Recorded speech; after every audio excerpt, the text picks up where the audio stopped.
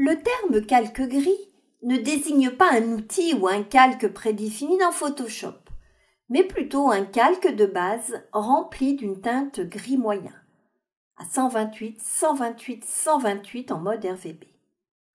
Cette couleur neutre représente une valeur de 50% dans l'échelle de luminosité, située exactement entre le noir et le blanc.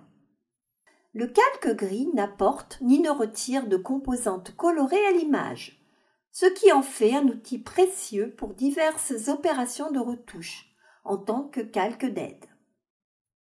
Pour créer un tel calque, il suffit d'ajouter un calque vierge au-dessus de l'image, de se rendre dans le menu Édition, Remplir et de choisir l'option 50% de gris.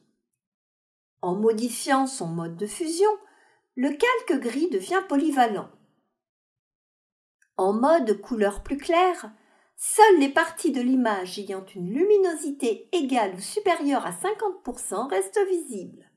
Cela permet d'évaluer la répartition des tons clairs dans une image. En mode couleur plus foncée, seuls les tons les plus sombres, avec une luminosité inférieure à 50%, apparaissent, facilitant ainsi l'analyse des ombres. Ces deux techniques offrent une méthode efficace pour vérifier l'équilibre global entre les zones claires et les zones foncées, permettant ainsi de corriger les images surexposées ou sous-exposées. En mode luminosité, le calque gris souligne les disparités tonales présentes dans l'image, tandis qu'en mode couleur, il sert à désaturer une image sans affecter sa luminosité, ce qui est particulièrement utile pour les conversions en noir et blanc.